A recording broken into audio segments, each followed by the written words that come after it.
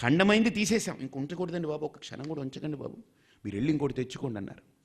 ఇది తీసేసి మనం పక్కన పెట్టాం. ఇప్పుడు దేవుడు లేడు ఆ పీఠం మీద, విరిగిపోయింది విగ్రహం. కొత్త విగ్రహానికి వెళ్ళాం. ఇప్పుడు దేవుడు లేడు, మళ్ళీ వస్తాడు అంటే ఇది తీసేసి కొత్తది తెచ్చుకునే మధ్యలో దేవుడు లేడా అండి?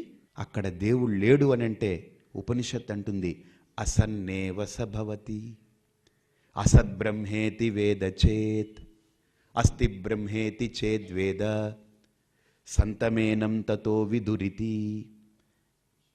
ఒకసారి నేను బ్రహ్మచారిగా సాధన చేస్తున్నప్పుడు శివలింగానికి అభిషేకం చేస్తున్నాను. అది శివలింగాన్ని అభిషేకం చేసిన తర్వాత కడుగుతున్నప్పుడు కింద పడింది, చిన్న ముక్క విరిగింది. అప్పుడు వెంటనే నాకు ఈ వేదము, ఈ కర్మ, ఉపాసన నేర్పినటువంటి ఆయనకి ఫోన్ చేసి, ఏమండి గురువు గారు, నేను అభిషేకం చేస్తూ ఉన్నాను రోజు చాలా శ్రద్ధగా, ఇది కింద పడిపోయింది, చిన్న ముక్క విరిగింది, ఏం చేయమంటారు? పనికిరాదు, తీసేయన్నారు. సరే, ఇంక దానికి అభిషేకం చేయకూడదన్నారు. దాన్ని ధాన్యంలో పెట్టి, పుష్పాల్లో పెట్టి, దానికి నమస్కారం చేసి, ఆకులో నీట్గా చుట్టి ఆ నది దగ్గరికి తీసుకెళ్ళి విసర్జన చేశాను.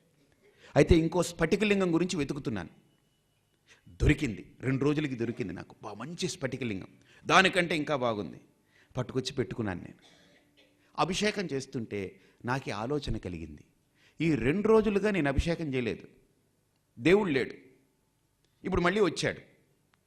అంటే ఈ 2 రోజులు, ఈ కాలం ఏదైతే నాకు ఇంకో కొత్త దేవుణ్ణి పట్టుకొచ్చి పెట్టడానికి టైం పట్టిందో, ఈ 2 రోజులు శివుడు లేనట్టేనా? దేవుడు లేనట్టేనా? ఒకసారి ఆలోచించండి. మనం ఇలా ఆలోచించాం, అందువల్లే మనం అలాగనే భౌతికంగానే ఉండిపోతున్నాం. అసలు మనం పూజ చేస్తున్నప్పుడు పూజ అంటే పూలు తీసుకొని విసిరేయడం కాకుండా ఆ దైవం మీద ప్రేమతో విచారణ చేయడం మొదలు పెట్టండి. రామకృష్ణ పరమహంస వారు అమ్మవారిని ఉపాసన చేసేటప్పుడు పుష్పాలతో ఇలా అర్చన చేసేవారట. రోజు చేస్తూ ఉంటే ఆయన పూజ చేస్తూ చేస్తూ విచారణ చేసినప్పుడు ఆయనలో ఒక జ్ఞానం కలిగిందట. అరేరే, నేను బయట బొమ్మను పూజ చేస్తున్నాను, అమ్మ లోపలుంది అనుకున్నాడు. ఇక్కడ ఉంటేనే కదండి అక్కడ దేవుడు అంటాం. ప్రతి స్త్రీ దైవం అవ్వచ్చు, కానీ దైవం స్త్రీ వరకే పరిమితం కాకూడదు. నా స్త్రీ, నా షండో, నా పుమాన్. ఈరోజు మన భావాలతో రెస్ట్రిక్ట్ చేసేస్తున్నాం దైవాన్ని. అందుకనే గొడవలు వస్తున్నాయి చూడండి.